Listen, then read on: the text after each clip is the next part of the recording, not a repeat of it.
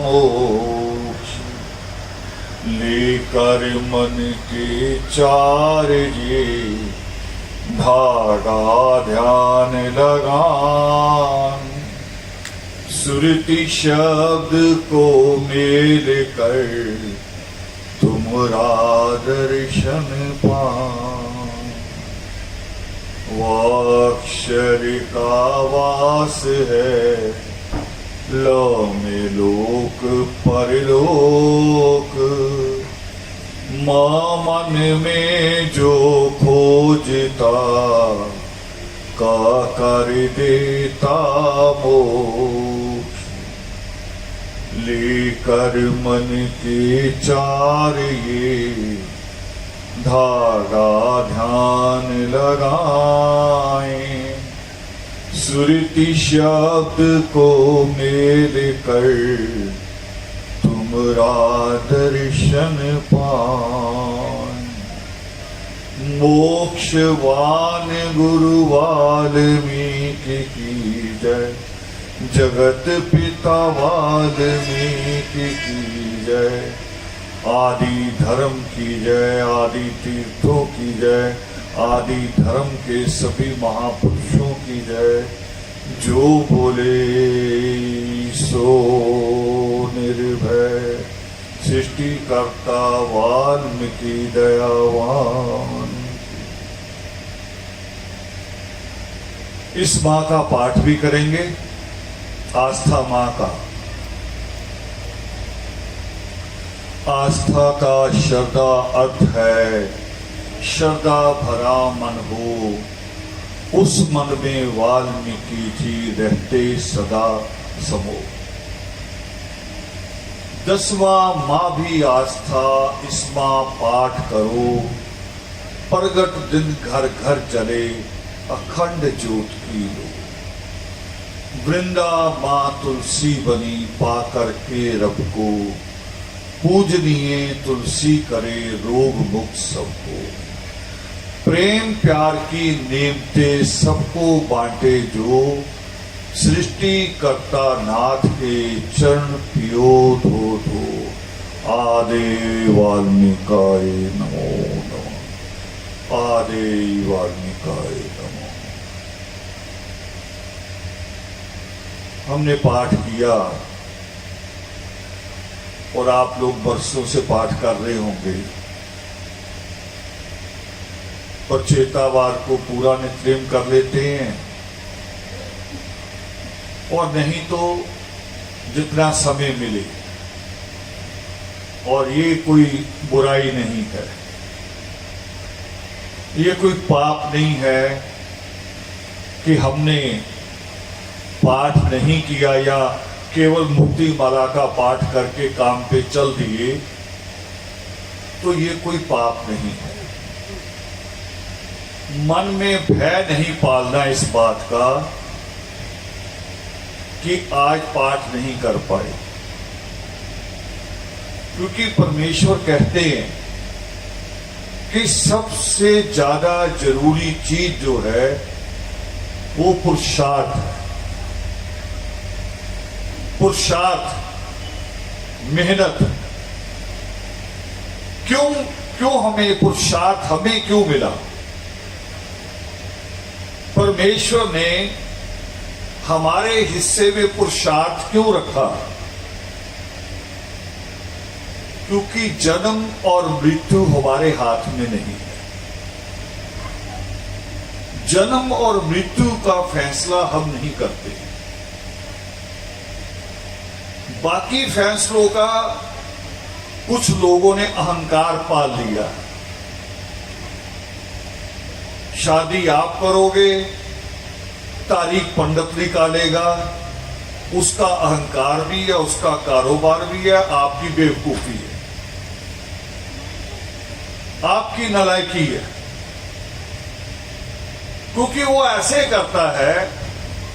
पहले मैंने वो देखा नगर पालिका में सिनेमा हॉल पे भी हुआ करता था। आपको पुराने सिनेमा हॉल नहीं देखे अगर तो जैसे अभी 3 बजे का शो शुरू हो रहा है तो टिकट वाले को चाहिए कि 2 बजे टिकट बांटनी शुरू कर दे, बड़े आराम से बच जाएगी। मगर वो 15 मिनट पहले खोलते थे खिड़की। कारण अब 15 मिनट में पूरा हॉल भरना है, लोग एक दूसरे के ऊपर चढ़ते थे टिकट लेने के लिए। किसी को पैसे पूरे वापस दिए, किसी को नहीं भी दिए। नगर पालिका की तनख्वाह पे भी यही हुआ करता था। पूरा दिन निकाल के शाम को 4 बजे तनख्वाह शुरू कर देते थे, करे बस 1 घंटा या कल पे कल मिलेगी। जब लोगों को पहली बार चेक से तनख्वाह मिली, आप हैरान होंगे। अगर रिश्तेदारी हैं हमारी, पता भी होगा आपको शायद, आप हैरान होंगे कि कई लोगों को पता चला कि मुझे 3-4 हजार रुपए कम मिलते थे। 3-4 हजार का फर्क था। किसी का ज्यादा भी हो सकता है, कम नहीं होगा। क्लर्क, सूदखोर और हमारे नेता सब मिले होते थे आपस में। हमारा जो जिसको आप अपना नेता चुनते थे ना, यूनियन का नेता, कि ये मेरे अधिकारों की रक्षा करेगा, वो क्लर्क से मिला होता था भी तुमने कितना पैसा यहां से निकालना है काट के और कितना मुझे दे के जाना है। सूदखोर अंदर बैठे होते थे क्लर्क के पास। बिल्कुल ऐसे ही शादियों का धंधा है। पूरा साल शादी नहीं होने देंगे, तारा डूबा है, तारा डूबा है। अरे समुद्र नीचे, आकाश ऊपर, तारा कहां डूब गया? वो ऊपर है। थोड़े दिन निकालते शादियों के, फिर पैलेस भी महंगा, हलवाई भी महंगा, दर्जी भी महंगा। कभी कभी तो दर्जी ये करता बेचारा, गाली बहुत खाता है, करे क्या? मोहल्ले की 4 शादियों के कपड़े वहां सिल रहे हैं, उधर घोड़ी तैयार होती है, दूल्हे की पैंट बन रही होती है, खूब गाली खाता है। मगर दर्जी का कसूर नहीं है, कसूर आपका है जो पंडित से पूछने जाते हैं। शादी करनी चाहिए जिन दिनों पेपर ना हो, बस बच्चों के पेपर ना हो, आपके पास पैसे का इंतजाम हो, आप शादी रख सकते हैं। आप दिन चुनिए अपने आप, बच्चे आपके, उन पे खर्चा आपने करना, आने वाले दिनों में भी खर्चा आपने करना, उनके सुख दुख भी आपने झेलने हैं। कमाई पंडित कर लेता है, वो सुख दुख की भी कर लेता है, तब भी चले जाते, करे बहू ठीक नहीं रहती, पंडित कह रहा ग्रह खराब है, इतने पैसे ले जाओ ठीक हो जाओगे। यानी लगातार मूर्ख बनते हैं। तो हमें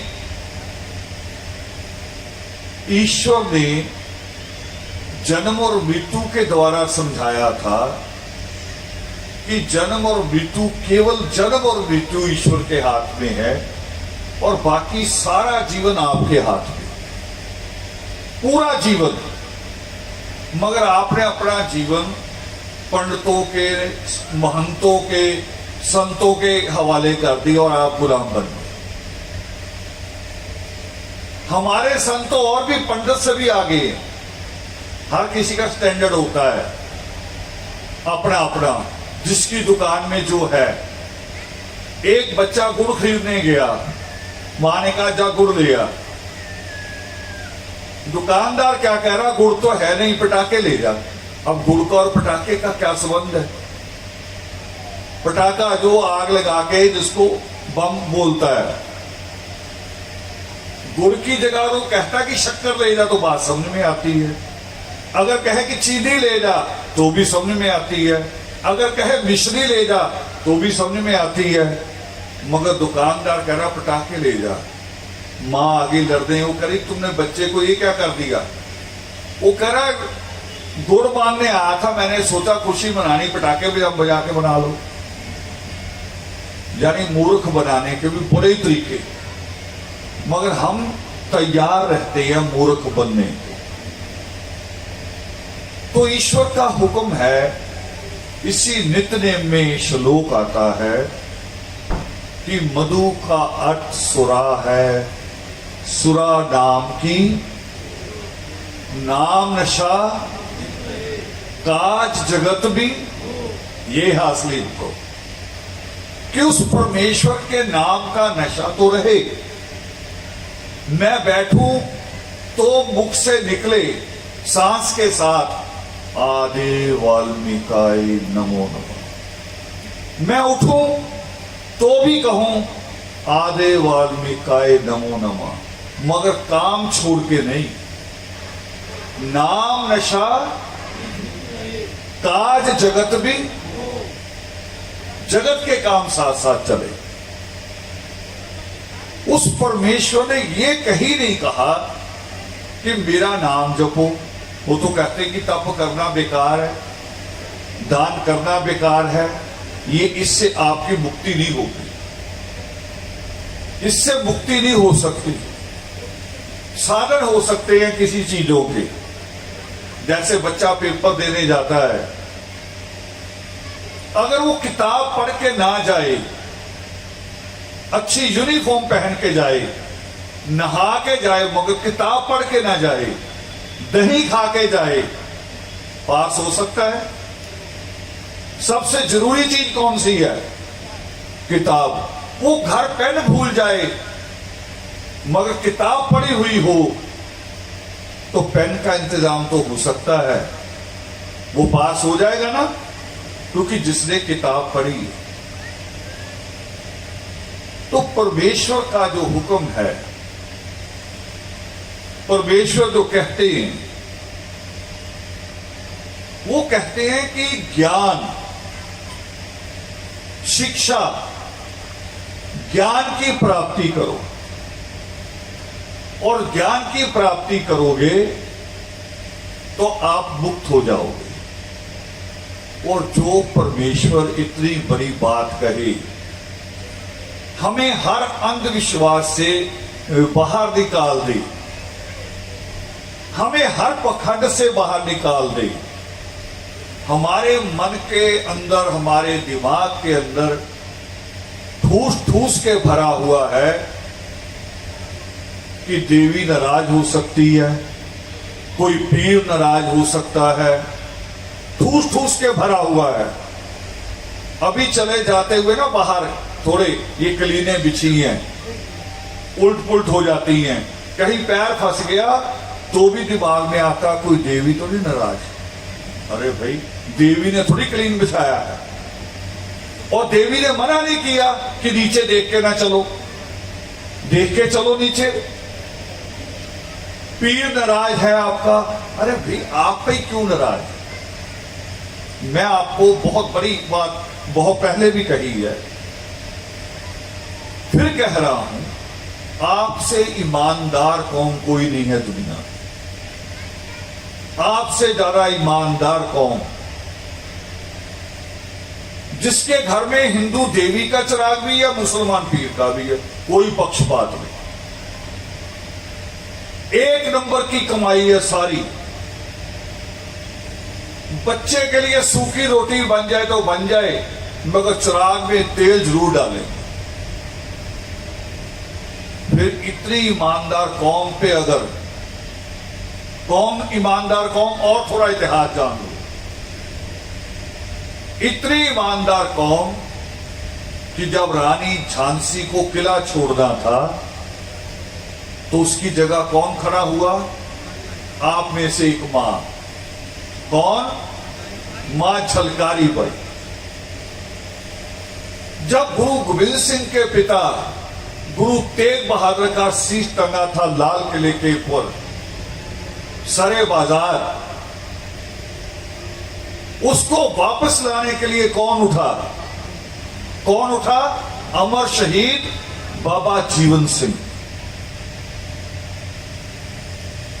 जिसको धक्के मार के आश्रम से बाहर निकाल दिया, अछूत और भंगी कहा, शूद्र कहा, नीच कहा, उसने फिर भी कहा कि गुरु का वचन है, अंगूठा दे दूंगा। वो कौन था? किसका था? आपका। वही खून आपके अंदर। और बड़ी बात कहने जा रहा हूं, अभी एक इंस्पेक्टर मिलने आए थे, शायद बैठे हो, सीबीआई में हैं, मैं यहां बिना रिकॉर्ड देखे दावे के साथ कह सकता हूं, क्योंकि मुझे इस परमेश्वर का जो विधान है, उनकी जो अमृत वर्षा है, उनकी जो कृपा है, वो प्राप्त है।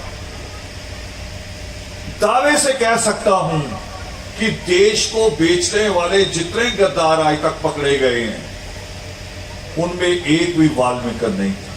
आप वो कौन? आप वो कौम है जिसने कभी किसी की पीठ पे खंजर नहीं मारा। आपस में लड़ते जरूर आपस में ही, मगर किसी की पीठ पे खंजर नहीं मारा। और ये आपस में लड़ना भी छोड़ना पड़ेगा।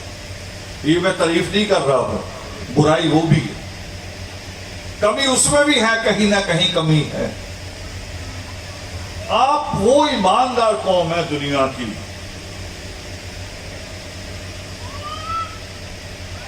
जिस कौम ने सबसे ज्यादा कुर्बानी, जिस कौम ने सबसे ज्यादा, जिसको दुनिया की कलाएं कहते हैं, वो कलाएं भी आप में हैं सबसे ज्यादा। चंडाल जी मुझे एक दिन कह रहे जी मुझ में क्या है,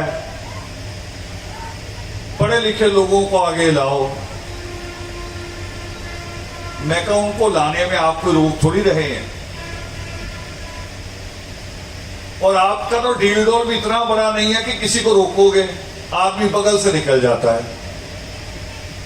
मगर जो ईश्वर ने आपको दिया है, ये कलम, अभी आपको भजन सुना रहे थे, जो बुलंद आवाज दी है, ये सबको थोड़ी मिली। ये कृपा सब पे नहीं होती। मैं अगर कोशिश करूं, अभी पंडाल खाली हो जाएगा। मैं अगर गाना शुरू कर दूं, सब भाग जाएंगे, कहेंगे क्या हो गया, ये क्या हो रहा है। तो मैंने जब पावन योग शिष्ट को पढ़ना शुरू किया, उस पावन योग शिष्ट में जो पहली शुरुआत होती है, हालांकि मूल रूप में मिलता नहीं है, बहुत मेहनत हो रही है, बड़ी कोशिश कर रहे हैं कि कहीं हम कोई भूल ना कर दें। मैं अपने साथियों से विचार भी कर रहा हूं। कल 1.5 घंटा एक प्रिंसिपल मेरे से बात करते रहे, और बहुत सारे जो डिबेट चल रहे हैं पूरी दुनिया में, बड़े डिबेट, छोटे नहीं, वो नहीं जो आपकी फेसबुक पे जो अनपढ़ लोग चलाते हैं, वो डिबेट नहीं, जो बड़े विद्वान डिबेट चलाते हैं, जो कहता है कि 200 किताब पढ़ने के बाद बात करने आया हूं। मैंने 200 किताब पढ़ के ये निचोड़ निकाला है। जो वो लोग जो अगर किसी इतिहास पुरुष पे बात करते हैं, तो 1 साल उसके गांव में जाते, जन्म कहां हुआ, उसकी मां का जन्म कहां हुआ, उसकी पढ़ाई कहां हुई, स्कूल के रिकॉर्ड ढूंढते हैं पूरी, यानी जिसको खोजबीन कहते हैं। तो ऐसी डिबेट हो रही है, तो उस डिबेट में वो कह रहे कभी कभी सुबह 3 बज जाते हैं, क्योंकि एक विद्वान अपनी बात रखता है 15-20 मिनट, फिर 15-20 मिनट दूसरा विद्वान कहता है कि मैंने कुछ ये पढ़ा है। काट नहीं, वो काट नहीं करते, एक दूसरे को ये नीचा नहीं दिखाते। वो कह रहे आपने जो पढ़ा मैंने ग्रहण कर लिया, जो मैंने पढ़ा वो आप ले लो। ज्ञान बांटते हैं एक दूसरे के साथ। तो वो भी मुझे कह रहे थे, जिनके पास इतनी नॉलेज है, वो मुझे कह रहे कि हम जब पावन योग शिष्ट की बात आती है हमारी बहस में, तो हम कमजोर पड़ जाते हैं, वो पूर्ण रूप में मिल नहीं पाता। एक विद्वान हुए हैं नगेश भट्ट, विद्वान जो कॉलेज यूनिवर्सिटी में पढ़े, जिन्होंने बहुत समय रिसर्च की। उनका कहना है कि रामायण में 24,000 श्लोक नहीं थे। नगेश भट्ट का कहना है, खोजबीन के बाद वो कह रहे रामायण में 24,000 श्लोक नहीं था, 1 करोड़ श्लोक था। 1 करोड़ 1 लाख भी नहीं कह रहे, नहीं तो हम मान ले कि 24,000 चौथा हिस्सा है। अब वो चौथा हिस्सा नहीं है, वो मुश्किल से 4% भी नहीं निकल रहा। सच में हमें पता चलता है कि महामुनि शंभू की कहानी छोटी सी शुरू होती है और छोटी सी खत्म हो जाती है। अब वो कहां से चले, उनका जीवन संघर्ष कहां से है, पता ही नहीं चलता। असल में दोनों को जोड़ के देखने की जरूरत होती है। अब मैंने जो देखा, पहले मेरा अपनी नॉलेज भी कमजोर थी, मुझे भी लगता था कि योग शिष्ट अलग है और सम्मायन अलग है। मगर बाद में मैंने जब पढ़ना शुरू किया, अध्ययन शुरू किया, कि लगा कि जब परमात्मा ज्ञान दे रहे थे भारद्वाज को, तो क्रौंच वाली घटना उसी वक्त हुई थी। क्रौंच की घटना वही हुई थी, यानी योग से संपूर्ण हो रहा था और सम्मायन की शुरुआत हो रही थी। वही परमेश्वर ने पहला श्लोक कहा कि मां निषाद प्रतिष्ठाम तवंगमा शाश्वती समा यत क्रौंच मिथुना दे कामवदी काम मुक्त। और ये संदेश भी कहता है, इसका एक संदेश आपके लिए जो मैंने अभी कही, कि आप किसी की पीठ में छुरा तो नहीं मारते, मगर आपस में लड़ते रहते हैं। बस्ती में एक नहीं, गांव में एक नहीं, समझ में नहीं आता मुझे भी चीज क्या ढूंढ रहे हैं, कब्जा किस पे कर रहे हैं। और संस्थाओं के धड़े बन रहे हैं, छोटे छोटे ग्रुप। ये फेसबुक ने और मौका दे दिया। पहले तो बड़ा मुश्किल होता था।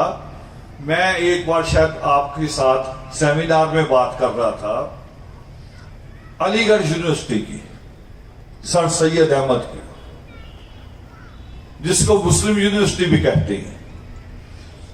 मैं बहुत हैरानी से सोच रहा था, क्योंकि मैंने वो समय देखा है जीवन का जब मोबाइल नहीं था, टेलीफोन नहीं था घरों में।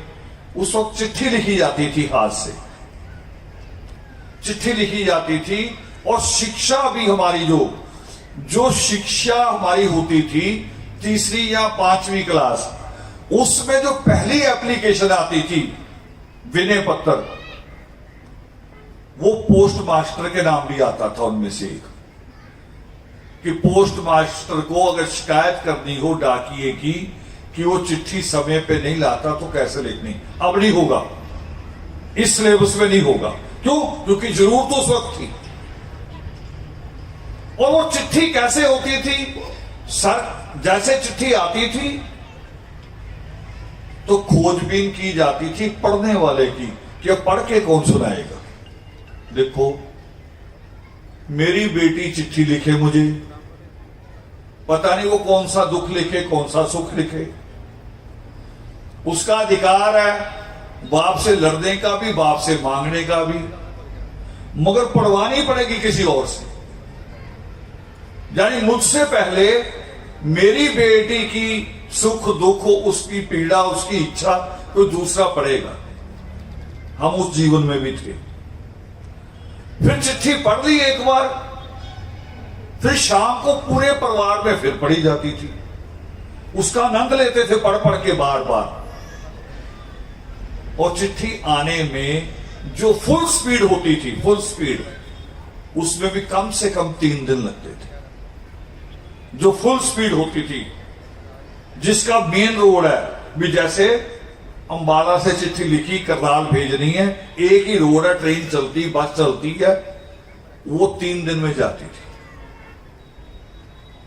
और जिसकी स्पीड कम है कि आगे बराड़ा पहुंचानी है, सिरसगढ़ पहुंचानी है, उसको 15 दिन भी लग सकते थे। और कभी कभी तो डाकिया घर नहीं देता था, गांव में एक जगह फिक्स होती थी जहां वो पंचायत के लोग बैठते थे, चौपाल, वही चिट्ठियां गिरा के चले जाता था, आके अपनी अपनी चुन लो। उससे भी पहले का समय कह रहा हूं मैं। अब मैंने जो गिनाया ये थोड़ा मुश्किल समय है, उससे भी पीछे की बात कह रहा हूं। जब सर सैयद अहमद ने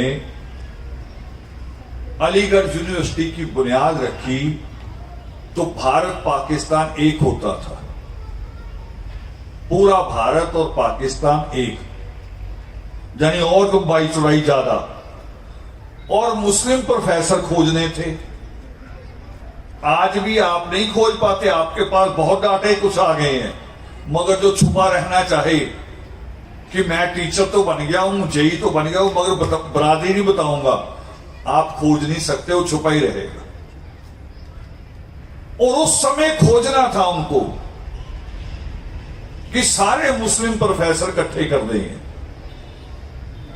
और उन्होंने खोजे। कैसे खोजे होंगे आप हैरान होंगे कि फोन नहीं, कुछ नहीं, किसी का अता पता भी नहीं, मगर खोजे और फिर उनको मनवाया।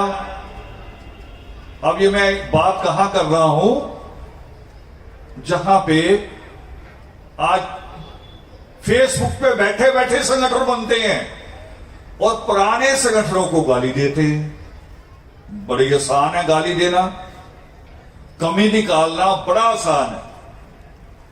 मैं अभी इस आश्रम में किसी को भी कहूं, मुझे ही कहो, नित्रे में आता है ना कि ख खोटे इस मन में धरो ज्ञान का बेर, काटो हे परमेश्वर बंधनों के कंडे। ये मन इतना खोटा है कि मुझे कहोगे ना कमियां निकालो, कई कमियां निकालो, मगर बनाने को कहो तो बनाओ, आश्रम बनता है जल्दी, जीवन लग जाता है। गालियां दे रहे हैं फेसबुक पे बैठ के, मगर सर सैयद अहमद ने जिन लोगों को इकट्ठा किया, पता क्या उनके आगे प्रस्ताव रखा? वो कह रहे मैं रिटायर्ड हो गया हूं और रिटायर्ड होने के बाद जितना पैसा मिला ये टेबल पे रखा करे, मैंने अपना रख दिया पहले, और हमने एक यूनिवर्सिटी बनानी है। पक्षपात, भेदभाव, वो कह रहे इस देश के खून में खत्म नहीं होना। तो मुझे मुस्लिम बच्चों की चिंता है, बुनियाद इसी पे पड़ी थी।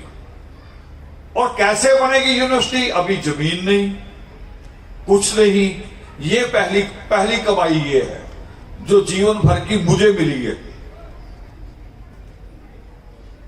आप बताओ, आप लोगों की क्या राय है? आप योगदान दे सकते हैं?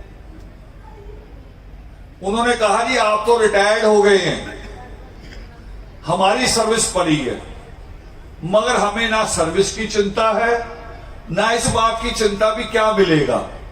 हम आपके साथ हैं, रिजाइन लिखो, हमारे साइन कराओ, और जो पैसा मिले यहीं लाके रखो, और आपकी यूनिवर्सिटी में काम करेंगे, बच्चों को पढ़ाएंगे।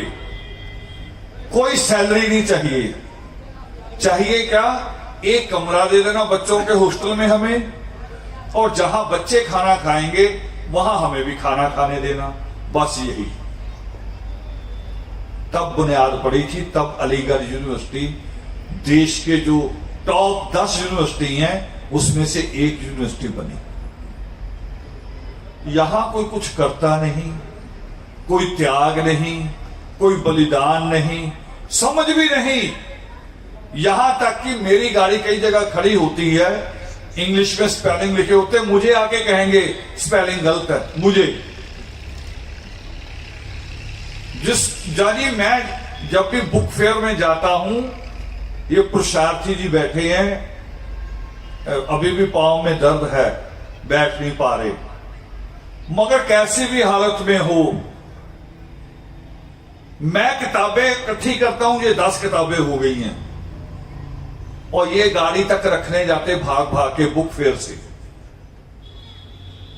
जहां हम इतनी किताबें इकट्ठी करते हैं, वहां एक मोबाइल उठाए लफंगा, वो भी मां की कमाई का मोबाइल, अपनी कमाई का नहीं। मुझे आके कहेगा जय वाल्मीकि, वाल्मीकि के स्पेलिंग गलत है। मैं कभी हिंदी में लिख ले, चल मेरी इंग्लिश छोड़, हिंदी में लिख ले। हिंदी में मां को कौन सी मात्रा पड़ती है, बड़ी की कि छोटी की? बड़ी की। और का को कौन सी पड़ेगी? छोटी की। और ये इस स्पेलिंग को डॉक्टर जिंदर प्रसाद ने भी किया अपनी किताब में दोस्त, हिंदी में भी इंग्लिश में भी। और जब मात्राएं अलग अलग हैं, एक मात्रा, एक हम बोलते क, जो छोटी की मात्रा, उसकी आवाज आती है खाली, आपकी बोल लेते हैं, पूरे पंजाब हरियाणा वाले बोल लेते हैं, क्योंकि हमारी जुबान ऐसी है, मगर वो ऐसे नहीं है, उसको बोलने में अलग है। मैं जब गया पहली बार इलाहाबाद, मुझे भी दिक्कत आई भी, ये कैसी हिंदी, मेरी हिंदी गलत है कि इनकी है, पर बाद में लगा उनकी ठीक है, मेरी गलत है। मैं बोल रहा हूं पहले, वो बोलते पहल, वो पा भी पूरा बोलते, हा भी पूरा बोलते, ल भी पूरा बोलते हैं। और हम जहां जो मर्जी आए, अमृतसर को अंबरसर भी कह दे तो चलता है, करे ठीक है। मुरादाबाद के लोग जो वही रहते हैं, मुरादाबाद में अपने शहर का नाम तो पूरा बोले, उनको पूछो स्टेशन शहर का नाम बताओ, मुरादाबाद नहीं बोलेंगे कभी, मुर्दाबाद। अरे अपने शहर को मुर्दाबाद बोल, पूरा शहर नाम है मुरादाबाद। यानी हमारी जुबान थोड़ी थोड़ी फर्क है, मगर जब किताब पे, कॉपी पे लिखने पे आएंगे, तब तो दुरुस्त लिखना पड़ेगा, तब तो सही लैंग्वेज जो टीचर ने सिखाया वो करना पड़ेगा। तो अगर मात्रा बड़ी की पड़ी मां को, तो वहां आई नहीं आ सकता। आप अपने मोबाइल में ही कर लो, किसी अक्षर को ई डालोगे तो बड़ी की मात्रा निकलेगी, किसी अक्षर को आई डालोगे तो छोटी ई की मात्रा निकलेगी। आपके गूगल में जो हिंदी लिखी जाती, उसमें कह रहा हूं, गूगल को पता है, मगर मेरे जो 20,000 का मोबाइल लेके घूमते लफंगे हैं, उनको नहीं पता है। वो संगठन बनाएंगे, पुराने संगठन के लोगों को गाली देंगे और फिर कहेंगे हम एकता करने लगे हैं, सारे संगठन एक करो। मान लो 100 संगठन है तो 101वां खुद बना लेंगे, फिर कहेंगे एक करो। भी कैसे हुआ, हमें भी तो बताओ भी कैसे एक हुआ। अब मैं इसमें कांशीराम की मिसाल दे रहा हूं। कांशीराम ने कभी अपील नहीं की कि जितने भी संगठन है एक हो जाओ, कभी नहीं कहा। कभी ढूंढ के बता दो मुझे कहीं एक बार भी, संगठनों की कह रहा हूं बात, कौम के लिए नहीं। कौम एक की बात वो कहता था, संगठनों की नहीं। कांशीराम ने कहा भी कांग्रेस के जो चमार है वो भी आ जाओ, और जो बीजेपी के रविदासी वो भी आ जाओ। कहा उसने कहा नहीं, जहां वहां बैठे रहो। बल्कि एक दिन तो उनकी स्पीच ये थी, वो कह रहे मैं जितनी गाली दूंगा ना इन पार्टियों को, आप जिस पार्टी में बैठे हो आपको ज्यादा मिलेगा वो, क्योंकि वो आपको रखना चाहेंगे कि ये भाग ना जाए, तो आपकी प्लेट बड़ी कर देंगे, वो आपको ज्यादा मिलेगा जितनी मैं गाली दूंगा। मगर मेरी कौम की समझ बड़ी अजीब। अभी मेरे से पत्रकार बात कर रहे थे, वो कह रहे आपका कार्य क्षेत्र या एम ऑफ ऑब्जेक्ट जो होता है वो क्या है। मैं कहा मुझे तो 20 साल हमें पहले ये नहीं समझ आया भी एम ऑफ ऑब्जेक्ट रखें क्या। इतना उलझा हुआ काम था, समझ में नहीं आ रहा था कहां से शुरू करें। और कुछ लोगों ने इसमें एक नई बीमारी शुरू कर दी, ब्रांचें बनाओ, प्रधान सेक्रेटरी बनाओ। प्रधान सेक्रेटरी के नाम से तो पहले ही कौम पीड़ित है। और मैंने उनको कहा कि मेरी कौम को अगर लूटना हो, खरीदना नहीं, सुन लो मेरी शब्द मैं जो बोल रहा हूं, इसको खरीद नहीं सकता कोई भी, लूट सकते हैं, क्योंकि ये दिमाग से काम नहीं लेते, दिल से लेते हैं, जज्बाती बहुत है। तो हम लुटे हैं अभी तक दूसरों के लिए, दूसरों के लिए शीश दिए, दूसरों के लिए अंगूठे दिए, अपने लिए अभी तक कुछ नहीं किया। अभी बुनियाद ही नहीं रखी अपने लिए, वो सोचा नहीं कि अपने लिए। और ये नहीं कि दिमाग आप में कम है, आप मां मंदोदरी की औलाद हैं। मां मंदोदरी 1931 का सेंसेक्स पढ़ोगे, जनगणना होती ना मर्दमशुमारी, तो जनगणना केवल जनगणना नहीं होती कि आप कितने हैं, आपके परिवार में बच्चे कितने हैं, बूढ़े कितने हैं, ये नहीं होता। उसके बाद और आंकड़े भी निकलते कि किस कौम में 10वीं पढ़े बच्चे कितने हैं, औरतों में साक्षरता कितनी है, ये आंकड़े भी निकलते हैं। और इससे गहरा एक और अध्ययन होता है, जिस अध्ययन से निकल के आया मंडल कमीशन, और एक अध्ययन होता है, और अंग्रेजों के समय में इससे भी ज्यादा गहरा होता था। 1931 की जनगणना में हमें शेड्यूल्ड कास्ट की सूची में नहीं रखा गया। लोग तो कहते वाल्मीकि नाम नहीं है, मगर वो मूर्ख हैं। वो चैप्टर ही एक देख रहे हैं शेड्यूल्ड कास्ट वाला। आप पूरी जनगणना को देखो ना, गजट को, तो वहां हमारा नाम मिलेगा। वहां हमें शेड्यूल्ड कास्ट जाति में, दलित जाति में नहीं रखा। अंग्रेजों ने हमें माना कि ये अलग कौम है। देखो, और बड़ी बात बता रहा हूं, 1931 की जनगणना की, ये अंग्रेज ऑफिसर ने, उस वक्त जो आज आईएएस ऑफिसर होता है, उस वक्त इस डिग्री का नाम होता था आईसीएस। सुभाष चंद्र बोस बने थे देश के आईसीएस। आईसीएस ऑफिसर अपनी कलम से लिख रहा है कि ये अलग कौम है, ये ना हिंदू है, ना ये मुसलमान है, ना ये सिख है, ना ये ईसाई है। और लिखा उन्होंने कि ये इस देश की आदिवासी, ये भी लिखा, ट्राइबल लिखा हमें उसमें 1931 में। अब वो अभी इस बहस में नहीं जाएंगे कि ये किसने कहां से कब बदल दिया। बहुत सारी शरारतें भी होती हैं, बहुत सारी ऐसी चीजें भी होती हैं।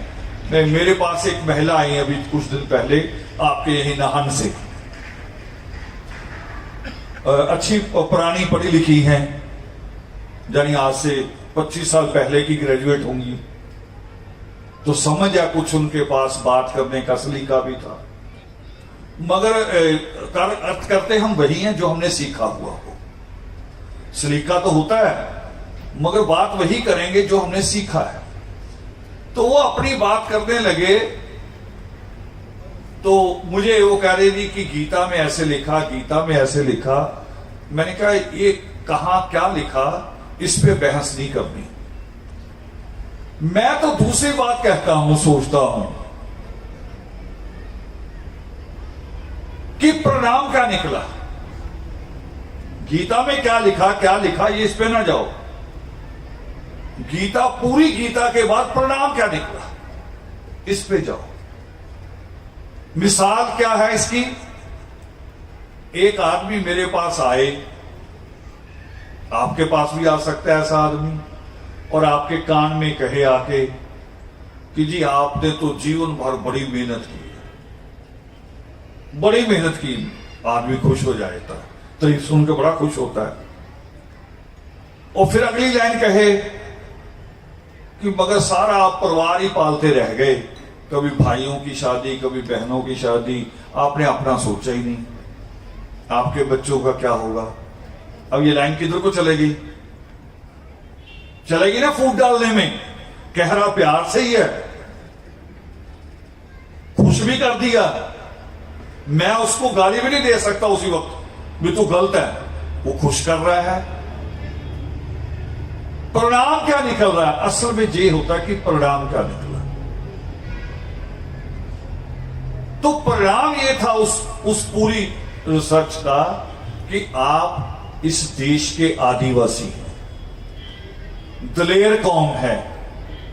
और परमात्मा वाल्मीकि दयावान के लिए भी लिखी एक लाइन, वाल्मीकि शब्द भी लिखा, और परमात्मा वाल्मीकि दयावान के लिखा।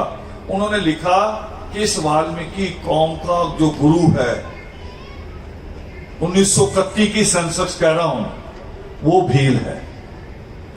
और ये डाटा आपको मिल जाएगा, अभी जो किताब जारी की हमने, मूल निवासी वाल्मीकि कौम, उसमें आपको ये डाटा मिल जाएगा। हमने इसे जारी कर दिया, छुपा के नहीं रखा कि हमारे लिए रहे, हम किसी को नहीं देंगे, हम ही विद्वान बने रहें। उसको जारी कर दिया किताब में आप सबके लिए। किस लिए? ये खोलने के लिए दिमाग जिसका आप इस्तेमाल करते नहीं। आप दिमाग का इस्तेमाल नहीं करते, दिल का करते हैं। किसी ने दूर से आके आवाज दी, प्रधान जी हमारा आदमी बस समझो आइसक्रीम की तरह पिघल जाता है। कह रहा देखा मुझे प्रधान जी कहा। वो पता प्रधान जी क्यों कहते हैं? उनको आपका पूरा नाम ही नहीं पता होता, पर्दा पड़ जाता है। और दूसरा, उनको पता है कि इससे ज्यादा अच्छा मक्खन है ही नहीं। हमारे लीडर भी है कई ऐसे, वो सबको ही प्रधान कहेंगे। एक बात मुझे मेरे सामने भी आ गया, मैं कहा तमीज सीख ले, तू किससे बात कर रहा है? मैं राजनीतिक आदमी, मुझे भी तू प्रधान कह के बात कर रहा है। अपना तिलक तुलक मैं कहा अपने पास ही रखा कर। तभी नहीं नहीं नहीं नहीं नहीं, हम तो बड़ी रिस्पेक्ट करते। मैं रिस्पेक्ट करने सीखो, अभी सीखी नहीं है। तो हमारे छोटे छोटे ग्रुप बन रहे हैं, उससे कौम की ताकत बढ़ेगी नहीं। कौम की ताकत बढ़ने का पहला तरीका है कलम प्राप्त करो, शिक्षा प्राप्त करो। मैं यहां के प्रोग्राम के बारे में भी बता रहा हूं, बीच में भूल जाऊं। मुझे यहां के प्रोग्राम के लिए कई फोन आए कई नजरियों से, और एक नजरिया यह भी आया कि जी उन्होंने भीड़ इकट्ठी करके ना लीडरों से पैसा लेना है।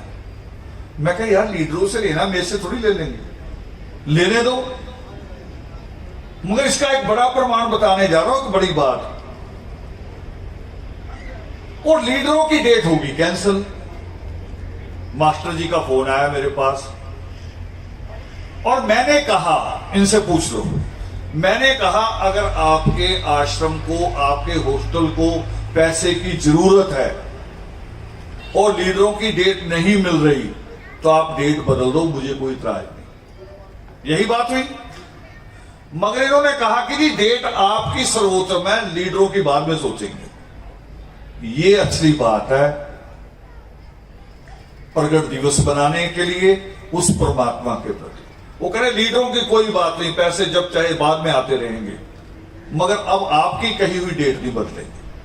मैंने खुला काम कहा था इनको फोन पे कि आप बदल दो, क्योंकि अगर हमने इकट्ठे, देखो योगामृत में वैसे भी होना है, ये खर्चा वैसे भी होना है, और उसी में कोई लीडर आके हमारी बिल्डिंग को पैसा दे जाए जितना हम नहीं खर्च सकते, तो उसमें ऐतराज क्या है?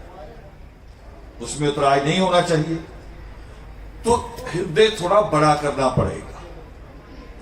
योगी मां की लाइनें आती हैं। अभी मैंने कहा था ना आपको, हाथ कैसे रखने को कहा था कि उल्टा हाथ नीचे, सीधा हाथ उसके ऊपर और अंगूठे जोड़ने। ये क्या बन गया? वो जो योगी मां में लाइन आती है कि थाली लेकर हाथ की, ये इस्लाम की तरह कह रहा हूं, जैसे मुसलमान करता है। मुसलमान को कभी देखो सफर भी कर रहा है ना, बस में, ट्रेन में, और उधर नमाज का समय हो गया, वो क्या करता है, जेब से कंपास निकालता है पहले, जो दिशा सूचक जिसको कहते हैं आप, उस दिशा से देखते कि मक्का किधर है, मक्का किधर है, फिर अपना पर्दा निकाल के बिछा लेता है मक्के की तरफ मुंह करके, और अपनी नमाज शुरू करता है। कई बार हम सीट पे बैठे होते ट्रेन में, कोई सीट छोड़ता थोड़ी अपनी अपनी, और वो बीच में नमाज कर रहा है। कईयों के पांव भी होते हैं जहां उसने झुकना है, मगर उसको कोई फर्क नहीं पड़ता। क्यों? क्योंकि उसका ईमान कहता है कि मैं मक्के के आगे झुक रहा हूं, मेरा सजदा मक्के को है। हम इतने पक्के भी नहीं हैं, हम इतने पक्के भी नहीं हैं। हमारे सजदे तो पता नहीं कहां कहां होते हैं। वाल्मीकि नाम तो केवल एक, क्या कहते हैं उसको, काम चलाओ है। वाल्मीकि परमात्मा से अभी आप उस तरह नहीं जुड़े जैसे मुसलमान मक्के से जुड़ा है, अल्लाह से जुड़ा। अभी वो श्रद्धा पैदा नहीं हुई।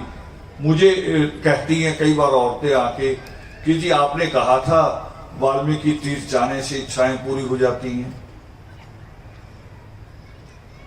मैंने कहा जब मां सीता गई थी, उसकी इच्छा पीछे थी, श्रद्धा आगे थी। तुम जब जाती हो तुम्हारी श्रद्धा पीछे होती है, इच्छा आगे होती है, और तुम्हारी श्रद्धा इतनी पीछे होती है कि कह रहे जल्दी जल्दी यहां से मत्था टेक के ना बॉर्डर निकलना है। बताओ होती कि नहीं होती? कह रहे वाल्मीकि तीर्थ जल्दी जल्दी करो, फिर बॉर्डर जाएंगे, जलियांवाला भी देखना, स्वर्ण मंदिर भी देखना है। आपकी आस्था है कहां? आप आस्था से बहुत दूर हैं।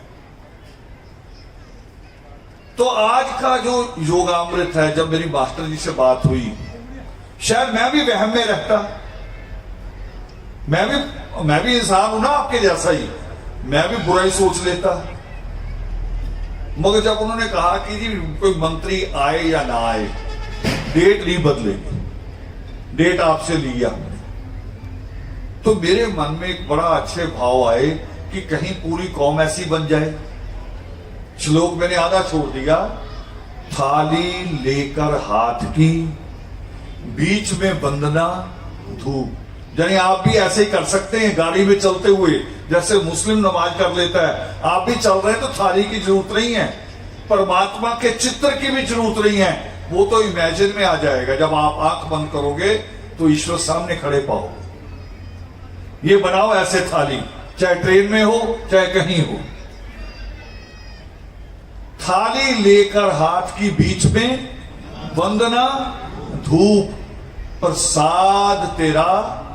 गुण ज्ञान है वो शब्द, गुण गान नहीं है, ये टेक्निकली गलती है। गुण ज्ञान क्या शब्द है?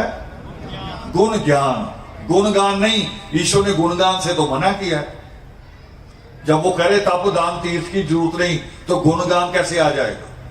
गुण ज्ञान जो आगे भी आता है, दूसरे श्लोकों में भी आता है कि शट दीजो वर मुझे दातों के महादात, शांति बुद्धि सेवा।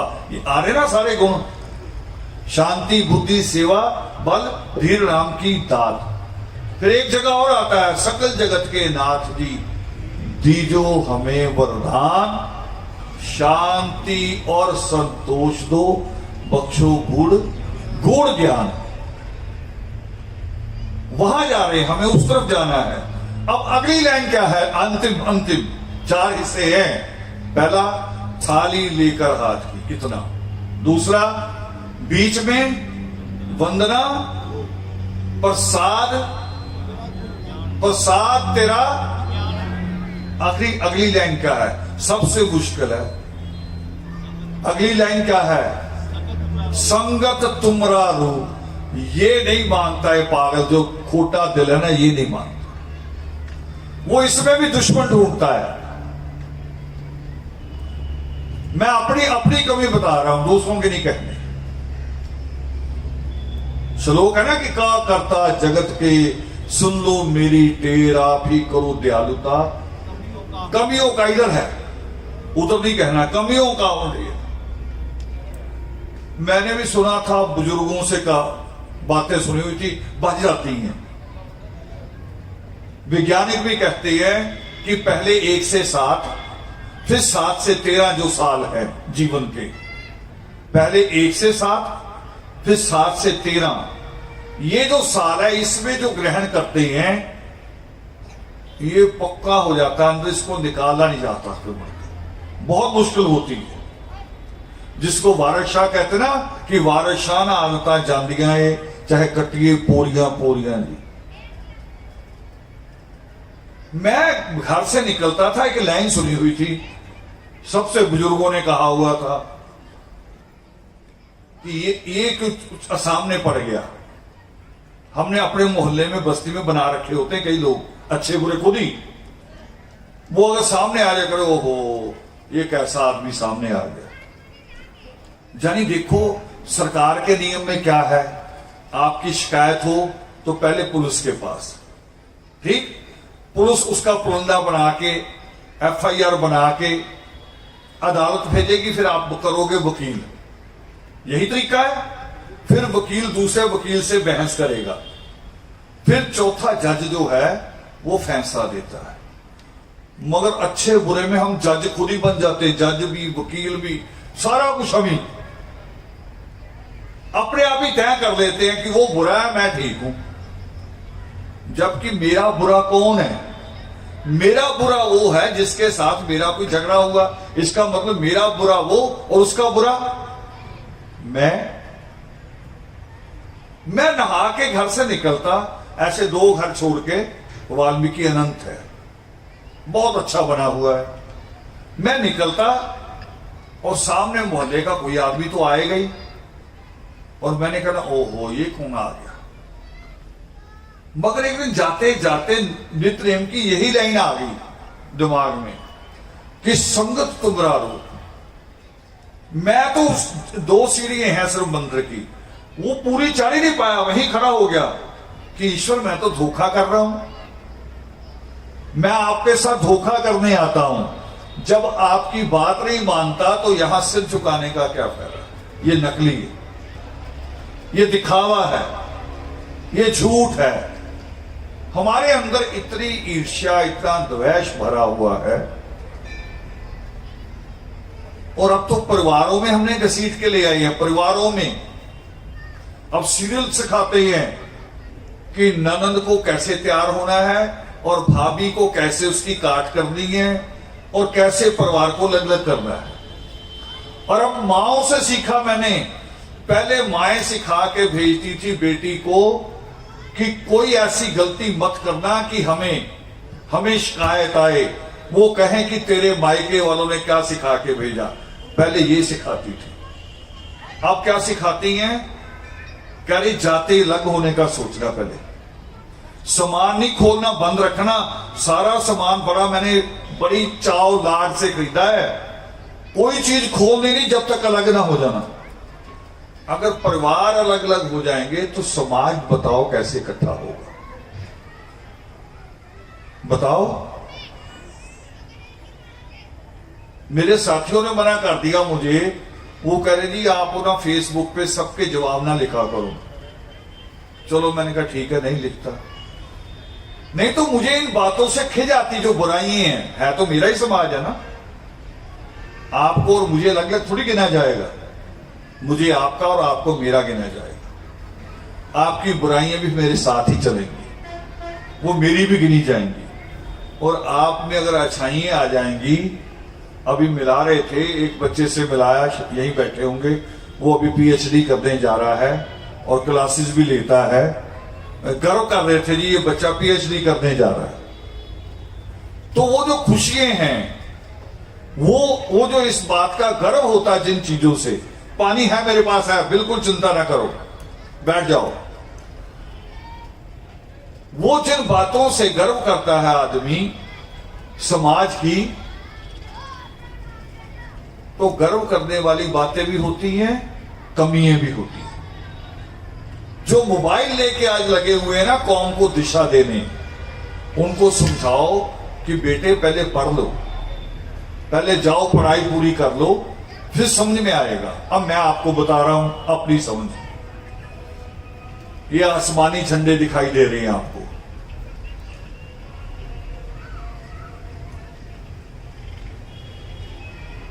चंडीगढ़ का कोई प्रोग्राम था चंडीगढ़ में, और वहां शायद पासवान ने आना था, किसी संगठन का था, मुझे तो सूचना आई है।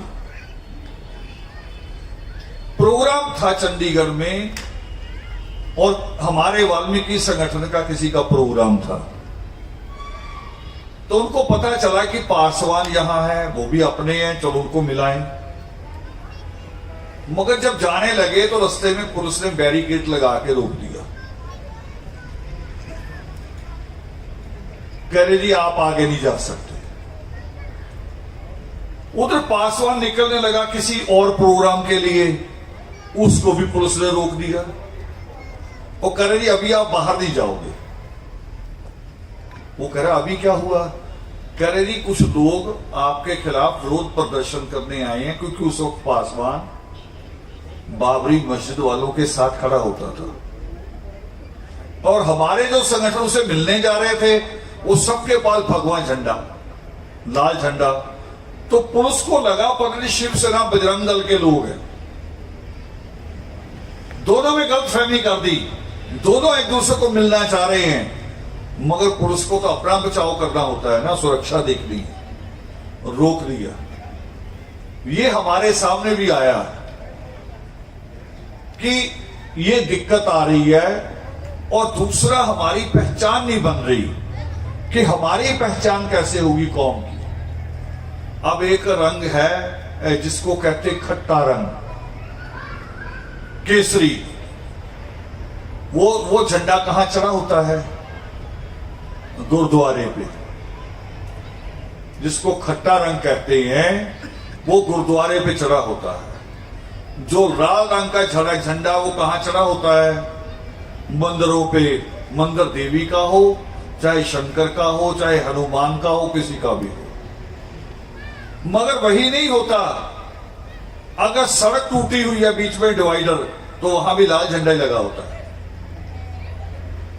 अगर सीवर का ढक्कन टूटा हुआ तो वहां भी लाल झंडा ही लगा होता है। और एक पार्टी है राजनीतिक जिसको कहते हैं कम्युनिस्ट मजदूरों की पार्टी, उनका झंडा भी लाल। और हम भी लाल लेके घूमना शुरू कर दें तो हमारी पहचान कहां है? और झंडे में भी और है, मैं तभी कह रहा हूं पढ़ लिख लो पहले। झंडे में जो तिकोना बनता है उसको ध्वज नहीं कहा जाता। वो जो तिकोना बनाते ना इसको, उसे ध्वज नहीं कहा जाता, उसे कहा जाता पताका। डिक्शनरी में देखना, डिक्शनरी देखना, शब्दकोश, वो उसे ध्वज नहीं लिखा जाता। ध्वज ये है जो चार कोने का है। और पताका कहां लगता है? वो लगता रणभूमि में, जहां आपने रथ लेके किसी से युद्ध करने जाना हो, वहां वो तिकोना झंडा तीर की नोक की तरह लगता है। इनके अलग अलग सिस्टम है सब चीजों के। अब बिना कोई ज्ञान के, बिना किसी बात के लोग बहस करने आते हैं। फिर हमने ये रंग कहां से चुना? ये रंग ना रावण का है, ना धर्म समाज का है, ना आदर्श का है। ये रंग ईश्वर का तय किया हुआ, ईश्वर का। आसमानी चादर जो है वो मैंने और आपने थोड़ी बनाई है, किसी वैज्ञानिक ने नहीं बनाई। और उस आसमानी चादर के नीचे से चाहे सिख हो, मुसलमान हो, ईसाई हो, बोधी, जैनी, पारसी, कोई भी हो, उसके नीचे से निकल सकता है। वही सबके ऊपर है ईश्वर की ऊर्जा। एक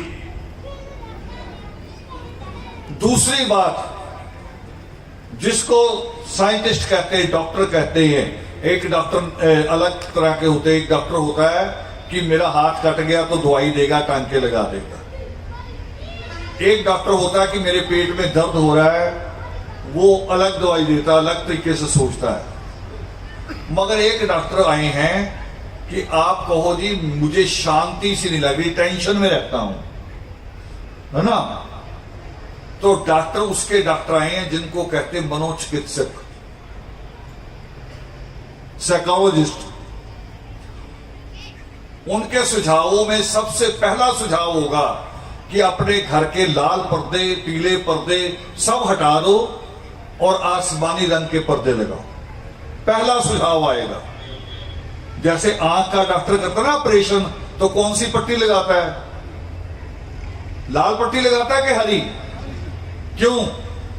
क्योंकि लाल से तो और सूज जाएगी आंख। और ये मैंने और आपने तय नहीं किया कि लाल रंग देखने से आंख क्यों सूजती है, ये ईश्वर ने तय किया। और हरा देखने से ठीक हो जाती है। कहते हैं सुबह सुबह घास में टहलो बिना जूता पहने, आंखों की रोशनी बढ़ती है। ऐसे ही डॉक्टर बताते हैं कि आसमानी पर्दे लगाओ घर में, टेंशन खत्म हो जाएगी। फिर इससे और आगे बढ़ते हैं। इसको विश्व बंधुत्व का प्रतीक भी कहा। विश्व, पूरे विश्व का जो ब्रदरहुड, वर्ल्ड का ब्रदरहुड, वो प्रतीक भी कहा है। यूएनओ ने जो अपना झंडा बनाया, जो सारे देशों की यूनियन है, हमारे भी यूनियन वाले होते हैं वैसे तो, सभाओं वाले अपने आप ही लिख लेते ऑल इंडिया है। मुझे लगता है भी पूरे जमुनानगर का ना पता हो, कई बार तो पड़ोसियों को नहीं पता होता कि मेरी बगल में ऑल इंडिया रहता है, लिखा होता ऑल इंडिया। हम कितने नाम से देश में जाने जाते हैं नहीं पता उनको, हमारे नाम कितने देश में, कितने हिस्सों में हम बटे हुए हैं, मगर ऑल इंडिया। पत्नी भी नहीं मानती कभी कभी, वो कह रही चल चल बाहर का चौधरी है तू, और बाहर वालों को भी नहीं पता है चौधरी बेचारा कहां का है। फिर वो क्या करता है, अपना नाम ही प्रधान रख लेता है, सारी उम्र मरने तक प्रधान ही रहेगा, चाहे मानो ना मानो, यही रहता है। मैं उसकी यूनियन की नहीं कह रहा हूं, ये उस यूनियन की बात कह रहा हूं जिसके मेंबर केवल प्रधानमंत्री और राष्ट्रपति होते हैं, देश होते हैं, उस यूएनओ का झंडा आसमानी है। और अंतिम बात कहने लगा हूं उसी प्रमाण में, उसी की आसमानी झंडे के बारे में। पावन योग शिष्ट में परमेश्वर के लिए एक शब्द आया है व्योम, परमात्मा के लिए। एक तो आप लोगों ने टीवी में भी देखा होगा एक सीरियल व्योम, मगर परमेश्वर के लिए पावन योग शिष्ट में व्योम कहा है। और व्योम का अर्थ पता क्या कहा अर्थ होता है, अपने इसमें मोबाइल में अर्थ निकाल लो, लिखो उसमें हिंदी में, गूगल में जाके व्योम, फिर उसको लिखो इसका अर्थ बताओ, उसका अर्थ होता आसमानी बाप। तो ये आसमानी बाप का रंग है, उस खुदा का। अगर आप सृष्टिकर्ता वाल्मीकि दयावान को खुदा, वल्ला, वाहेगुरु, ईश्वर, रब, यहोवा अगर आप मानता है आपका दिल कि वही परमेश्वर हैं, वही विश्वेश्वर हैं, वही जगतेश्वर हैं, तो ये उन्हीं का दिया हुआ रंग।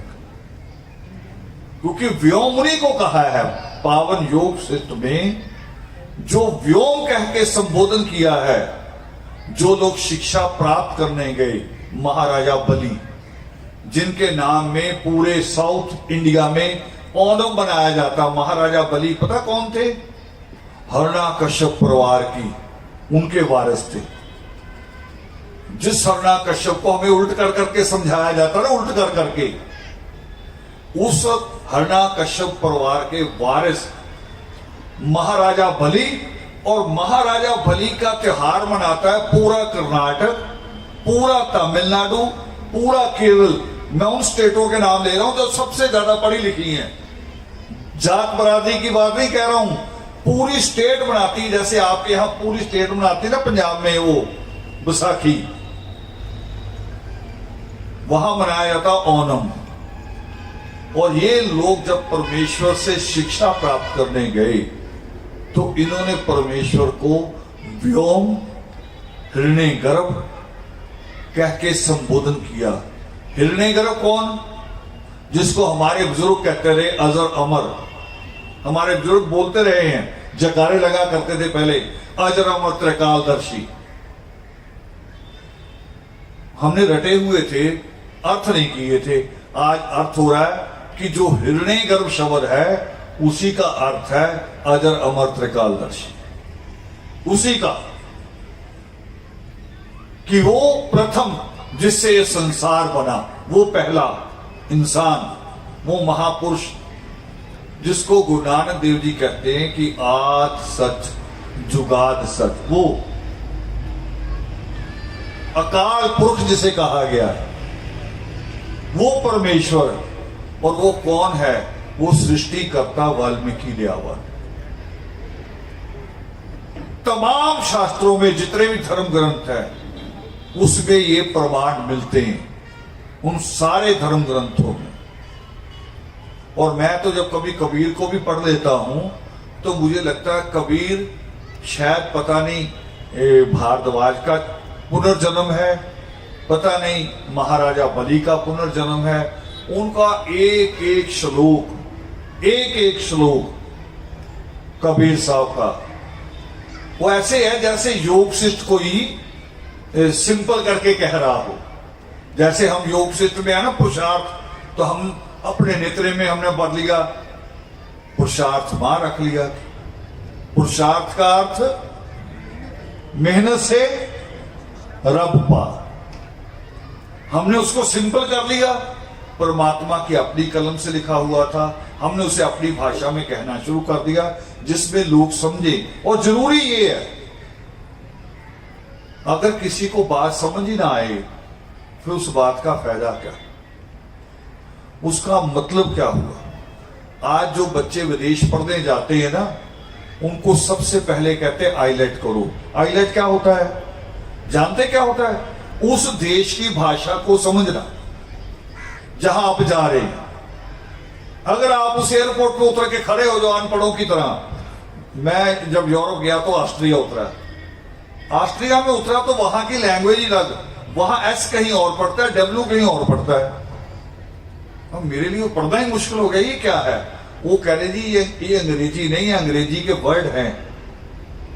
जैसे हिंदी के वर्ड संस्कृत में भी होते हैं, हिंदी के वर्ड हरियाणवी में भी होते हैं, हिंदी के वर्ड भोजपुरी में भी होते हैं। वो करे वर्ड है, एबीसी आपको नजर आ रही है, मगर हमारे यहां करे जर्मन बोली जाती है, जर्मन। इसको आप इंग्लिश की तरह नहीं समझ सकते। तो जो बच्चा जाना चाहता है वहां, उसको इसलिए हाईलाइट कराया जाता है कि तू वहां के इशारे, कम से कम ये तो पता लगे कि रोड पे लिखा रोड किस तरफ जा रहा। मुझे तो ये नहीं लिखा पढ़ा लगेगा कि रोड लिखा है, क्योंकि पढ़ाई नहीं की उस तरह की।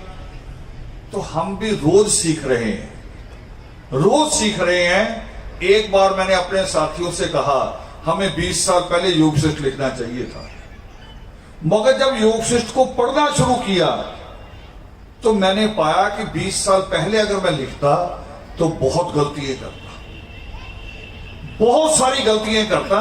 20 साल में मैंने जो सीखा है अब वो मुझे योग शिष्ट को पढ़ने में मदद दे रहा है, समझने में मदद दे रहा है। तो जो नगेश भट्ट की बात मैंने कही शुरू में कि 1 करोड़ श्लोक है, वो इन दोनों को मिला के भी नहीं बनते पूरे। अगर योग शिष्ट और रामायण को मिला दें तो भी 1 करोड़ नहीं बनते। और जब मैंने योग शिष्ट पढ़ा तो सच में लगा भी 1 करोड़ श्लोक ही होगा। क्यों?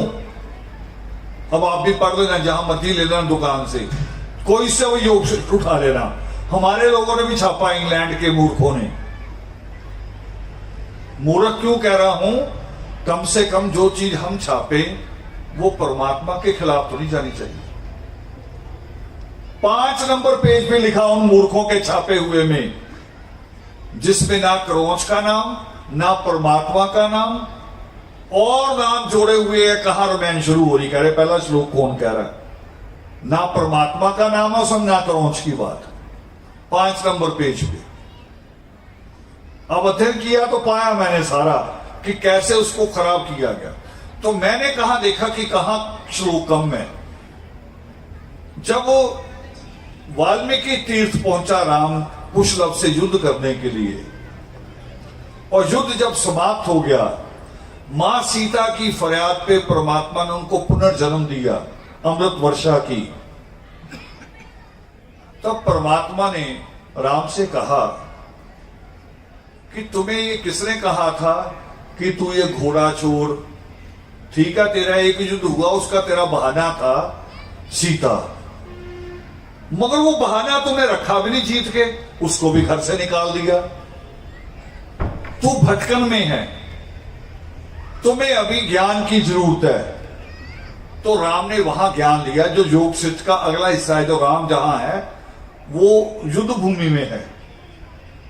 देखो, युद्ध भूमि ही जब परमात्मा ने उपदेश करना शुरू किया तो वो युद्ध भूमि योगामृत में बदल गई, वही युद्ध भूमि। तो राम वहां क्या कहता है, ये सारे योग शिष्टों में लिखा हुआ है। वो कह रहा, परमेश्वर मेरी पहली शंका ये है कि बचपन बहुत बुरा है।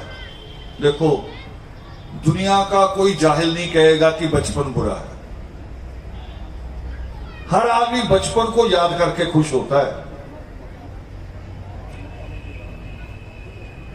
वो कह रहा बचपन इतना बुरा है, अब आपको वो शब्द बोलने लगा, लिखा हुआ है क्योंकि ग्रंथ में, कि बचपन कुत्ते के समान है। राम कह रहा है। हो सकता है आपको में से कोई मानता है इस बात को कि बचपन कुत्ते के समान हो सकता है। वो जो बच्चे की मासूमियत है ना, बच्चे की मासूमियत, क्योंकि बच्चा निष्पाप होता है, उसके साथ जो प्रेम पूर्वक बात करेगा वो उसकी गोद में चले जाता है। उसको बड़े से, गरीब से, अमीर से, गोरे से, काले से कोई मतलब नहीं। जहां उसे लगता है मैं महफूज हूं, वो उस गोद में चला जाता है। राम ये कह रहा है। मगर आगे जाके मुझे 1 करोड़ श्लोक वाली शंका कहां आती है? जो परमेश्वर ने जवाब देना वो जवाब है ही नहीं। राम का सवाल है, परमात्मा का जवाब है नहीं। फिर राम आगे एक और सवाल खड़ा करता है। वो कह रहा औरत को छूने से आदमी नरक में चला जाता है। राम कह रहा है अब जवाब आना चाहिए था, इसलिए योग शिष्ट पे टाइम लग रहा है कि वो जवाब नहीं मिल रहे। उन जवाबों को हम खोज रहे हैं। सच्चाई मरती नहीं, सच्चाई रहती कहीं ना कहीं, और हम खोज रहे हैं, मिल रही है। तो परमात्मा ने राम से कहा कि राम पहले ये बता, तेरी 3 माएं थी और तू हर काम के लिए तीनों माओं से आशीर्वाद लेने जाता था। तू पांव छूता था, यानी पांव को टच करता था। वो तुम्हारे सिर पे हाथ रखती थी, और तू कह रहा है कि औरत को छूने से आदमी नरक में चले जाता है। तू कितनी बार नरक में गया जब तुम्हारी मां ने, तीनों माओं ने तेरे सिर पे हाथ रखा? राम कह रहा बिल्कुल कभी भी नहीं। तो कह रहे फिर ये मन में कहां से पाल लिया कि औरत को छूने से आदमी नरक में चला जाता है? औरत को छूने से नहीं, तुम बदनीति से छुओगे तो नरक में जाओ। ये जवाब है। तुम्हारी छूते हुए नियत गलत होगी, फिर तेरा नरक में जाना निश्चित है। अब ये जवाब खत्म किए हुए हैं, जिनको हम समेट रहे हैं, इकट्ठा कर रहे हैं, खोज रहे हैं। बहुत सारे लोग मदद भी कर रहे हैं इसमें, और मैं खुद भी कई चीजें, जो लोग तो कहते जो जो आप खोज रहे हो बोलो ना, मैं क्या होगा, करे कोई दूसरा ना नकल कर ले। अरे मैंने कहा छाप के ही दे देना भाई। बल्कि बताने से यह होगा कि कहीं अगर मेरे से कोई गलती हो रही होगी, क्या पता कोई दूसरा ज्ञान दे दे। और ये भी बात पावन योग शिष्ट में लिखी है। सृष्टिकर्ता वाल्मीकि दयावान कहते हैं कि जो तर्कपूर्ण बात है वो अगर बच्चा भी दे तो उससे ग्रहण करो। तर्कपूर्ण अगर बात है, सत्य बात है, तो छोटा बच्चा भी दे तो उससे भी ग्रहण करो। और हम करते हैं। मोबाइल कई बार मैं बच्चों को कहता हूं यार वो नई चीज कोई आई है, वो कैसे चलानी है मुझे सिखा दो, और वो सिखाते हैं, वो बड़ी तेज सिखाते हैं। फिर मैं उनको कह रहा धीरे धीरे सिखाओ, मुझे याद तो रहे कम से कम, फिर तो अगली बार भूल जाऊं। सही से उस्ताद बनो, आराम से मुझे बताओ भी यहां ये करो, यहां ये करो, मुझे सिखा दो। तो हम सीखते हैं बड़ों से भी, छोटों से भी। आज का पावन योगामृत, अंतिम बातें दो दोहराऊंगा, दोबारा दोहरा रहा हूं, क्योंकि ये जो साधन है इलेक्ट्रॉनिक, ये पूरी दुनिया में फैलाएंगे इस बात को, गांव गांव फैलाएंगे। हम इसको YouTube पे डालेंगे और आप आगे कोशिश करना, आगे से आगे। मैं फिर उन सारे नौजवानों से कहूंगा कि अधूरा ज्ञान बहुत खतरनाक होता है। अधूरा ज्ञान बहुत खतरनाक होता है। आपके हाथ में मोबाइल है तो जरूरी नहीं कि आप किसी डिबेट में जाके अपनी राय दो। पहले समझो उसको, समझो, सीखो उसमें से क्या चीज इसमें से सीखने वाली है, और आप ज्ञान देना शुरू कर दें। अब मुझे कई बार राजनीतिक दल भी बुला लेते हैं, फिर कहते नहीं आप सुझाव दो। मैं कह रहा हूं मेरा राजनीतिक क्षेत्र ही नहीं, मुझे पता ही नहीं है, पता ही नहीं लोगों को कैसे बेवकूफ बनाना है, कैसे वोट लेना, मैं सुझाव कहां से दूं? मैं तो सिंपल सीधी ईमानदारी वाली बात कहूंगा, वो आपको जचेगी नहीं। तो जो क्षेत्र मेरा है ही नहीं, उसमें मैं अगर कहूं कि मैं माहिर हूं, नहीं हूं। एक बात मैंने छोड़ी थी आप माओ के लिए कि आप उस मां मंदोदरी की औलाद हैं जिसने दुनिया का सबसे ज्यादा दिमाग से चलने वाली खेल जिसने बनाई है। दुनिया की सबसे ज्यादा दिमाग, क्रिकेट तो होता ना, अब तो 2020 आ गया है, वनडे आ गया है, ज्यादा 5 दिन का है, मगर मां मंदोदरी की बनाई हुई जो खेल है, गेम बनाया तो था सुरक्षा चक्कर, कि लंका की सुरक्षा कैसे होगी, जिसको दुनिया कहती है शतरंज, चेस। उसको खेलने में हफ्तों भी लग सकते हैं, चाल चलने में हफ्तों भी लग सकते हैं भी मैं क्या करूं, क्योंकि अटैक ही नहीं करना होता, पहले डिफेंस देखना होता है कि जैसे ही मेरा आदमी हिलेगा तो कौन कौन सी दिशाएं खाली हो जाएगी, कहां कहां से अटैक हो सकता है। ये और उस मां मंदोदरी की औलाद हैं आप, आपके पास दिमाग की कमी नहीं है। तो युवाओं से था कि साधन है, इस मोबाइल में दुनिया भर की बड़ी बड़ी किताबें खुल जाती हैं। आईएएस बनने के लिए किताबें इसमें खुल जाएंगी, क्लासेस खुल जाएंगी, वो खोलो और पढ़ो, ज्ञान प्राप्त करो इसमें से। एक हाई स्कूल की बेटी मुझे मिली, भूमि, अब +1 में आई है इसी साल। उसका बाप डांट रहा था, मेरे पास लाया शिकायत करने के लिए, और बैठते ही जैसे माँ बाप बोलते हैं, इसे समझाओ जी, मैं इसे ये करना चाहता हूं, ये इसका दिमाग है। बोलता रहा, मैं भी सुन रहा हूं, बेटी भी सुन रही है। फिर अपने आप ही कह रहा, देखो बोलती नहीं। मैं कहा भाई तू चुप होगा तो बोलेगी, कायदा तो ये कहता है एक आदमी चुप हो जाए फिर दूसरा बोले। फिर कह रहा इसमें गुस्सा बहुत है। मैं कहा मुझे ये लगता है तू इसका बाप है। कह रहा वो तो हूं ही नहीं। मैं कहा मैं वो नहीं कह रहा हूं, मैं गुस्से में कह रहा हूं कि गुस्से में तू इसका बाप है। फिर हंस पड़ा, खुश हो गया है। फिर मैंने जब बच्चे से बात की तो मेरे जीवन में 40 साल में पहला इतना इंटेलिजेंट बच्चा मैंने देखा। हाई स्कूल में था उस दिन वो।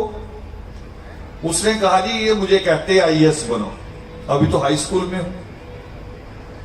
आप मुझे ये पूछोगे आईएएस की कितनी जो इसमें आपके मोबाइल में कितनी उसके वो बनी हुई है एप्लीकेशंस, कितनी उसके वो जो क्या और क्या कहते हैं जितने भी इंस्टीट्यूट आईएएस के, उनके भी यूट्यूब चैनल बने होते हैं।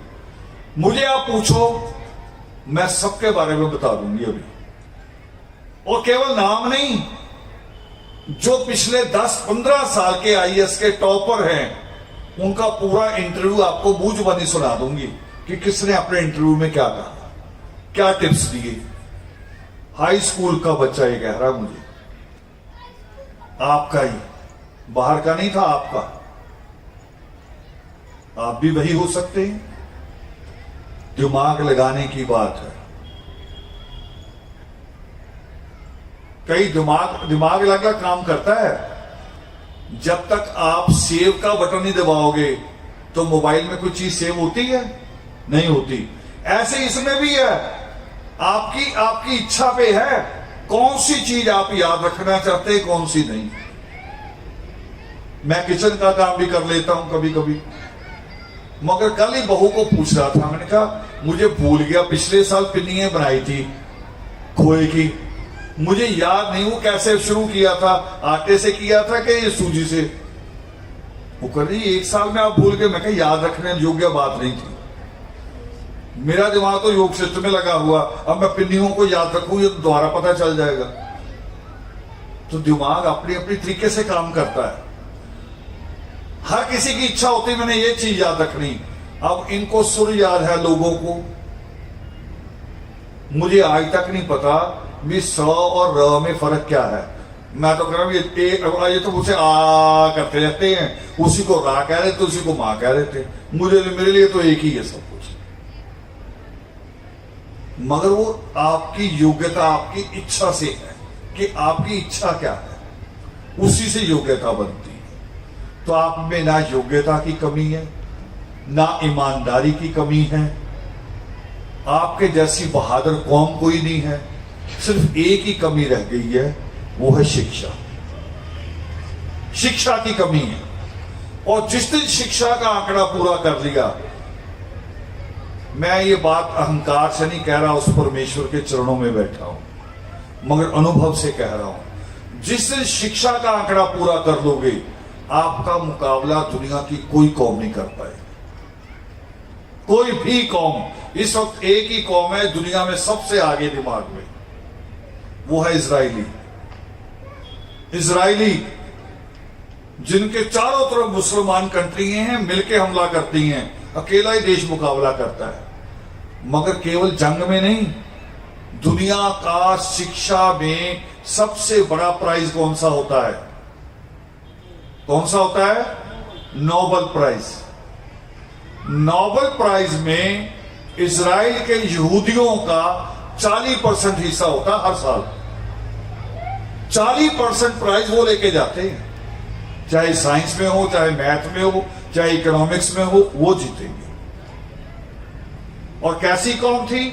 आपके हौसले के लिए बता रहा हूं, उस कौम को 1800 साल से ज्यादा, 1800 साल से ज्यादा उसके देश से निकाल दिया गया था।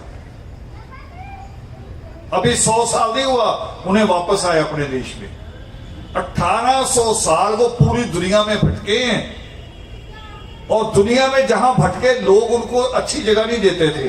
कहते थे वो दूर जगह है, जंगल में, वहां थोड़ी जगह साफ करके रह लो।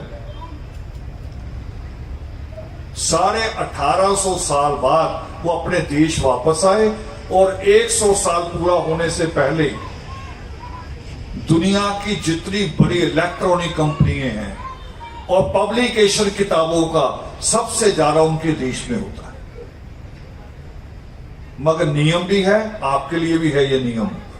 उनके यहां जब पता चलता है ना कि बेटी उम्मीद से है, उम्मीद से समझते हैं कि बेटी, बच्चे को उसके पेट में बच्चा है, उसी वक्त टीवी मोबाइल बंद कर देते हैं। खुद, कोई सरकारी ऑर्डर नहीं है, खुद ही बंद कर देंगे। आदमी अगर स्मोकिंग करता, सिगरेट बीड़ी, वो उसी दिन बंद कर देगा। और क्या किया क्या जाएगा?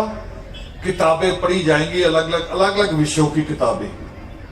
हर किताब एक हफ्ते में खत्म करनी है। और शतरंज का खेल खेलेंगे पति पत्नी बैठ के। तो फिर दुनिया में उस बच्चे का मुकाबला कोई कर पाएगा? हमें भी यही हालात पैदा करने, धीरे धीरे करेंगे। और ये नहीं कि कोई दुनिया में चीज असंभव है। सृष्टिकर्ता वाल्मीकि दयावान कहते हैं कि 3 लोकों में ऐसा कोई पदार्थ नहीं है कि आप पुरुषार्थ करो और वो तुम्हें मिलेगा। ये योग सृष्टि में लिखा है इस परमेश्वर की कलम से। 3 लोगों की बात कर रहे, 3 लोगों की, सिर्फ यही नहीं, 3 लोगों में ऐसा कोई पुरुषार्थ नहीं। तो आप लोग प्रयास कीजिए, वो परमेश्वर फल जरूर देगा। आज का योगामृत जो पावन प्रगट उत्सव का एक तरह से शुरुआत ही समझिए। पूरे विश्व में जो प्रोग्राम होने हैं, विदेशों में भी होने हैं, नवंबर माह तक चलेंगे, फिर विजय दिवस शुरू होगा। तो उसकी एक शुरुआत, और एक ऐसे अनंत से कि जिस अनंत में वाल्मीकि अनंत तो स्थापित है, प्रतिमा भी स्थापित है, मगर जो उनके हाथ की कलम है उसके लिए हॉस्टल भी बना हुआ।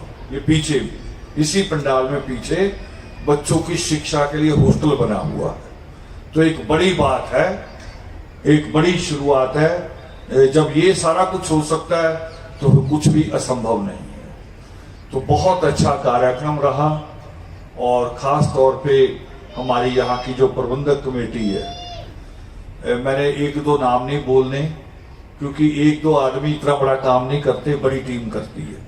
तो किसी का नाम ना लेके नाराज भी नहीं करना। मेरे जहन में, मेरे हृदय में और मेरे सिर पे वो सारे नाम है ताज की तरह। जो भी कौम के लिए काम करते हैं वो ताज की तरह है। तो बहुत अच्छा प्रोग्राम रहा। इनके प्रयास आगे जारी रहेंगे और हमारा सहयोग, हमसे जो भी हमेशा बन पड़ेगा वो हमेशा आपके साथ रहेगा। जय वाल्मीकि।